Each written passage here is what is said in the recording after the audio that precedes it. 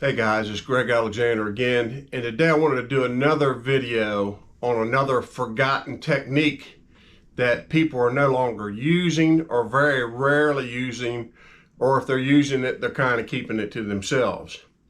And that technique is a winter technique that I used to use all the time years ago, and I've even gotten away from it. And we've gotten away from some of these older techniques that still work just fine, in favor of, the wintertime, a Ned rig or a shaky head or a jig and spoon or a hair jig, or a shad wrap tight wiggling crankbait or a jerk bait, and these are, the more popular type of winter baits, of course, along with the Alabama rig, which some of you guys can throw and some of you can't. Now, in our state, it's not legal to have more than 2 hooks. So what is that technique that people have forgotten? Well, let's call it jigger trapping. Jigger trapping? What's jigger trapping? Well, jigger trapping is when you take a rattle trap or a rattling bait and fish it on the bottom. Kind of like you would fish a silver buddy or a jigging spoon even, depending on the activity level of the bass.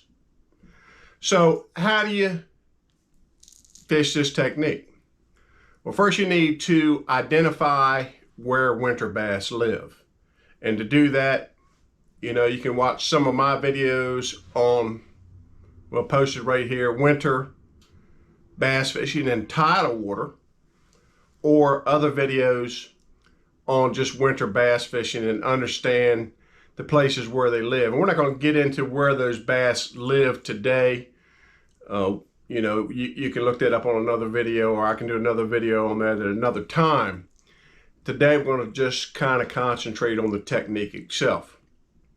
So I have an assortment of rattling baits here. And you'll say, well, which one do you throw? Well, it depends on the conditions, like everything. Everything always depends on the conditions. You just can't pick your favorite lure up and go out fish with it every day and expect to catch fish on it, because things change. The fish move seasonally. The fish move because of weather situations. The fish move because of water temperature or water color, or other, external environmental issues that move fish around. And they also, their mood is also changed by these things. So what works one day may not work the next. But I'm going to give you some general rules for which baits to use during this. Well, let's first describe how to do jigger trapping, basically. You would throw your rattling bait out to your target that you've identified, a target that these fish should be on in the wintertime, generally a steeper drop, a rocky area, places like that. And you would let it go all the way to the bottom. Once it hits bottom, I fish it 3 different ways. The first way I would fish it would be to literally jiggle it all the way in. You're basically just taking your rod and you're just shake, shake, shake, shake, shake, shake, shake, and then you take up the slack. Shake, shake, shake, shake, shake, shake, shake, and you take up the slack, and you're basically keeping the rattling bait on the bottom the whole entire time. And there's days when that will catch fish. The days when that catches fish, I tend to catch fish that literally have mud on their bellies. That tends to work best when the water is really, really, really cold. And when I say really cold, I'm talking about like 44 degrees and down. That tends to work best. And then the next way that I would fish the rattling bait will be to throw it out again to my intended target and let it go all the way to the bottom, and I would give it short little hops. And how much of a hop would be considered a short hop? Well, I would pull it just enough till I could feel it vibrate. Almost like you would do if you fish a silver buddy, except it's not a silver buddy. You know, sometimes it's about 1.5 feet or maybe 2 feet. You don't want to get it way, way, way up. Only time you'd want to get it way, way up. Well, let's finish this thought first. So you want to jig that thing about 1 foot or maybe 2 off the bottom and let it go back down to the bottom. And then we'll jig it again, 2 foot off the bottom, let it go down to the bottom on slack line. And just do that all the way back through the target zone. And again, the only time I would like reel it up any higher than that, especially in today's day and age with the advanced electronics that we have, you know, if you have, you know, forward facing sonar, you can see that the fish may be suspended up 4 or 5 feet off the bottom. And if you notice that these fish seem to be suspended up, you know, higher than you're jigging the bait, obviously a bass is almost never going to go down to feed on a moving bait. They're almost always going to rise on a moving bait anyhow. They'll follow a drop shot down or a jig down or a shaky head that passes, you know, right in front of them. They'll follow that down, especially smallmouth, but generally going to feed up. So then you'd want to get that bait jigged up above those fish to fall through them, and above those fish to fall through them. And then the other way I would fish a jigger trap in the wintertime would be, again, to throw it out, let it go all the way to the bottom, again, past my intended target area. And then I would just basically snap the rod to get this thing vibrating a little bit. And I would reel it as slow as I could possibly stand to reel it. Basically, it's just coming across the bottom like that. It may not even be moving fast enough to activate the rattle in the bait. But there'll be some noise because you have hooks banging around, snaps banging around, and the weights at least rolling around in the belly, so it'll still have some noise to it. So there are the 3 basic ways that I fish the rattle trap or the rattling bait in the wintertime. Now, I'm going to go through the differences in these baits because there's differences in these baits. Now, they're all not created equal. But before we do that, well, what equipment do you need to fish this? I mean, you don't want to go out there with a heavy or medium heavy rod with big line and do this because you're going to inhibit the action. And again, you're dealing with a treble hook bait, so when you hook a fish, you know, you got a good chance of losing him. So you're going to want this particular rod here. I mean, this is a St. Croix Mojo Bass glass rod, cranking rod. Now, I'm not endorsing this rod in any way whatsoever, just to say that this is a medium, or what they call medium or moderate action rod. Well, what does that mean? Well, if you can see here, I'll just grab hold of the line and pull on the line. Well, let's just do this. Pull on the line, and it has a big parabolic bend that goes deep down into the backbone of the rod. And that's what you want for any type of crankbait or treble hook type bait most of the time. In this situation for sure. And I'm going to throw this on a high quality, lower speed reel sometimes, because if I deal with a higher speed reel, I tend to take up too much line as I'm working this thing. And you want to work it really slow in the wintertime. I mean, slow is key to catching fish in the wintertime. So line size, generally I'm going to stick with something around 10-pound line. I may throw 10-pound, this has 10-pound mono on it right now. I may throw 10-pound mono if I'm fishing a shallower body of water, maybe a pond, you know, where the water depth is only like 5-6 feet in the middle. You know, I may stick with the mono so that, you know, that the bait's not literally burying itself constantly in the bottom if I'm reeling it, doing the slow reel technique or bouncing it. And it gives you, you know, what mono gives you a little bit of extra advantage with a treble hook bait, and that it has more stretch and more forgiveness when you get a fish on. So you almost like double insurance to losing that fish with mono.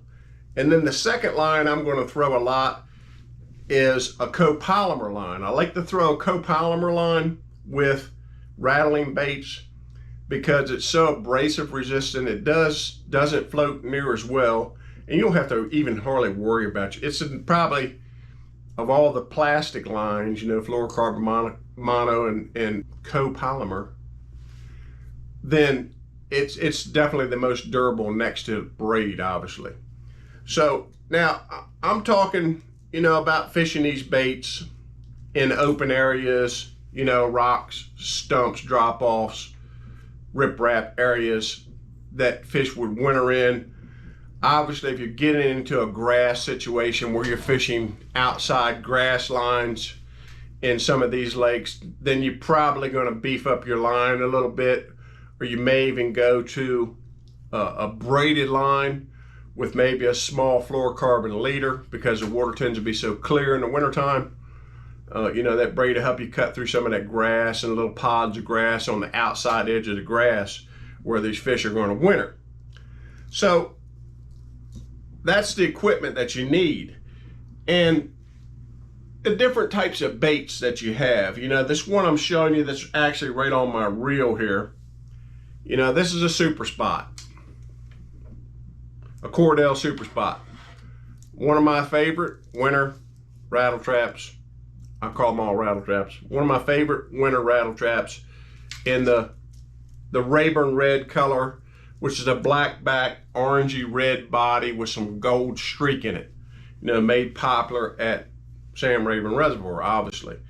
And you can't hardly go wrong in clear water, dingy water, or muddy water with the red color in the wintertime. No matter if you're throwing one of these rattling baits, or you're throwing a chatterbait, or you're throwing a crankbait, or any type of moving bait, the red color always seems to catch them in the wintertime. So, but all these baits don't have the same action. And you know, sometimes when you're ripping these baits up off the bottom, the fall rate and the action on the fall can mean the difference between you catching fish or not catching fish. So let's go through them here. That particular super spot bait, along with the rattle trap itself, Bill Norman rattle trap, they're basically the same shape, and both of those baits have more of an erratic type of fall. You never know what they're going to do. They'll start down and they'll skate this way, they'll skate that way, they'll fall backwards depending on if the balls are in the back for a little bit before they rotate around. So they're kind of erratic bait, so it's a pretty good bait to throw when that erratic action seems like it's going to catch, you know, it's getting you more bites. And then you got the Excalibur and the Vibe, which are very similar in shape and style. Excalibur, a little bit bigger eyes, a little bit heavier lure. It's got a little bit different rattle chamber. It's got a bigger ball in it. This has smaller ones. So it's a little bit different sound. But both of these baits are head heavy. The weight is in the head. There's no chamber back in the back for the balls, you know, these big balls to get back into to make that thing kind of tail down or to fall evenly. So these baits tend to fall on a spiral head first down, which may be the key that particular day. These baits are probably a little bit better for the slow reel technique that I'm talking about. So, and then you have the Strike King red eye shad. That's become so popular, you know, since KVD won the Classic on Lay Lake years ago, throwing the red eye shad. And it's a red eye shad that doesn't have a red eye. But the key to the red eye shad and the way that the red eye shad was designed is that it would fall straight down. It doesn't fall nose down, it doesn't fall tail down, it doesn't spiral down. It tends to fall kind of like a Senko even, which, you know, probably has the most enticing fall of all the baits. So you'd want to, you know, capitalize on that, you know, when you're ripping it out of grass, obviously. Deep grass edges would be in the wintertime. When you're ripping it out of grass and you want it to fall on that little Senko, shimmying, tantalizing type of vibration, or when you're doing the rip it up a little bit in open water and let it fall technique. not so much the shake on the bottom technique or the slow reel technique. I mean, you can do it with any of them, but it'd be more suited for those particular techniques. So now let's talk about colors, because colors do matter. You know, I'm not a big advocate for 50,000 different colors of everything, but there are some basic colors that, you know, tend to work all the time. And with rattling baits, you know, you're going to want to stick with your red colors. That's probably my first bait that I go to in the wintertime, is some type of red color like that one I was showing you, the Rayburn Red Super Spot. But some type of red color is going to work for you really good in the winter, especially if you've got, you know, dingier water, and especially if you're closer to a full moon cycle where you're going to have a lot of molting crawfish. And then if you got a lot of shad around, you know, you're looking on your depth finder, you got balls of shad around, or you even see balls of shad, which I said in one of my previous videos, you can see with forward facing sonar that these fish, these shad, when it gets really cold, they tend to go sometimes right to the bottom if it's not sunny, and you can just see them swimming across the bottom, you know, in 5-6 inches thick, where instead of them being balled up, they're down on the bottom. So that's when you'd want to be crawling this type of shad color bait, some type of chrome color bait, or some type of realistic shad color bait like this Vibe, which is a really nice shad color bait. You'd want to put that down on the bottom with them. Or on, you know, more sunny days, then you'll want to stick with these shinier, brighter colors, the chrome and blue, the chrome and black, the chrome and pretty much any other thing. And then you could take that same bait that you're catching on the sunny days in the wintertime, and on the cloudy days in the wintertime, I find that you want to get away from the chrome baits. It almost seems like that chrome looks fake to them when the sun's not on it.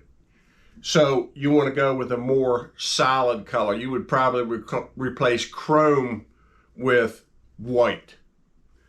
And then, you know, if you're in the southern lakes in the wintertime where it doesn't get near as cold, you're going to want to, you know, like Florida and Louisiana and southern Texas and places like that, where, you know, there's a lot of shiners in the system, golden shiners. Then you're going to want to go with, like, this is a gold sexy shad, but you could go with a gold and black even in those situations. And, you know, you can mix it up with some other colors too. There's another color, let me dig it out here, that works good in dirty water, cold dirty water situations. Let me dig it out. And that is like a yellow and red, or yellow and brown back even. And that yellow really works in those situations. And then if you're around a lot of bigger bait fish in the wintertime, then you're going to want to move up to, I'll show you the size differential. You're going to want to move up to a 3/4 ounce or 1 ounce bait to more realistically match the size of the bait. Or if you're fishing in lakes that have larger fish in them, then some places you're going to want to maybe throw the larger bait in the wintertime. And then of course you can get that in all different colors, from black and chrome to blue and chrome to pretty much any color that you like, just in a larger bait. So let me show you about how I organize my rattle traps or my rattling baits. I literally took a Plano box and I cut it and hot glued in. Let's take a look here. And I hot glued in all these compartments to individually hold every single bait. So reason I did that, you know, because these baits will tear each other. You put them in the tackle box and they're not wrapped, they're just going to tear your finish up bad. And so I made this so I could individually place every single bait in each individual compartment, and then I made a larger compartment up front to throw assorted baits in that I may be using, not have time to put them back in there, or some larger baits. So you say you can make something like this, you know, to protect your baits if you wanted to. Let me show you another one here. Here's another bait that I've been for years catching them on, and it's a Lucky Craft. It's an old Lucky Craft bait, and I'm not even sure you can make this anymore. So the day that I lose this particular bait, I'm going to be pretty sad. But there it is. It's yellow with a red head, and man, that bait just seems to really catch them when nothing else, when they're biting on none of the, you know, the standard baits that everybody's throwing. And you know, you got to mix it up. You can't, you know, we can't just get stuck doing what we love to do all the time. So if you're out there in the wintertime and you're throwing your shaky head or your little jig or your Ned rig or your jerk bait and the things that you're throwing and you're just not getting bit, then remember the forgotten technique of jigger trapping, and it'll help you catch more fish. Again, if you like my videos, you want to watch me on a regular basis, please hit the subscribe button, the like button. And I appreciate your comments, because comments help me grow the channel. So if you make a comment, I'd appreciate it also. Share it with your friends. Again, thank you for watching, and have a blessed day.